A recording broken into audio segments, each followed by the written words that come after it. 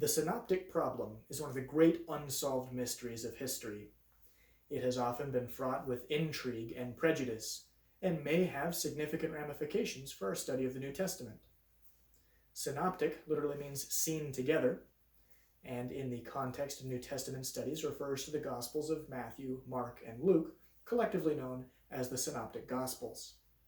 The synoptic problem seeks to answer the question, what is the relationship among these three Gospels? In this video series, I will use the synoptic problem as a foundation from which I will suggest answers to key questions about the Gospels, such as who wrote them, when did they write them, and why. If you just want to skip ahead to my answers to those questions, I won't be offended. It's the last 3 videos in the series. But the first 9 videos in the series will lay the evidential framework for the material I'm going to present later, and my arguments will make the most sense if followed in sequence. If you're still with us, in studying the synoptic problem, we'll be looking at both internal evidence and external evidence. Internal, what the text itself says, and external, what other sources have said about the text. With respect to the synoptic problem, some of our most important external sources are statements about the Gospels by early Christian historians who had access to sources that are no longer around.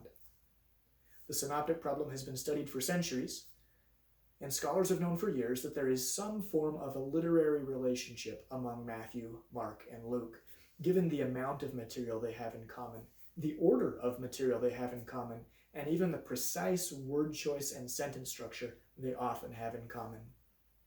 It could be that Gospel B used Gospel A as a source, or it could be that there was another, now lost source, that both Gospels B and A independently used as a source.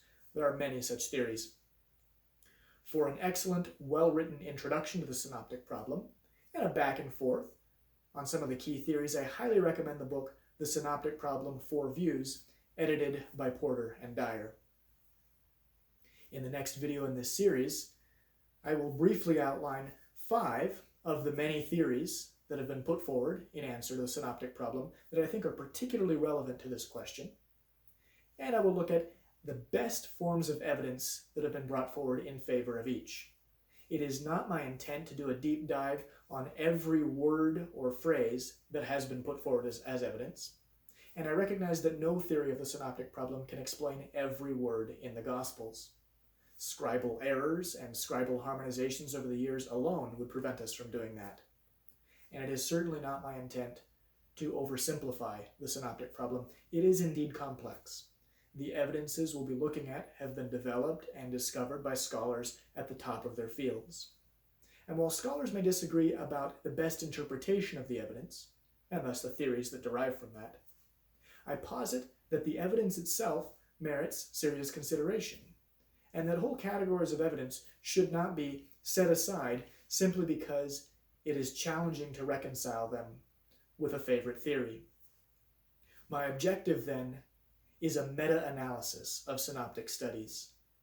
I'll be looking at top theories and the key forms of evidence that form the backbone of those often conflicting theories. I will then bring those various categories of evidence together and offer a high-level, plausible solution to the synoptic problem that is consistent with each and every one of these key categories of evidence, internal and external alike.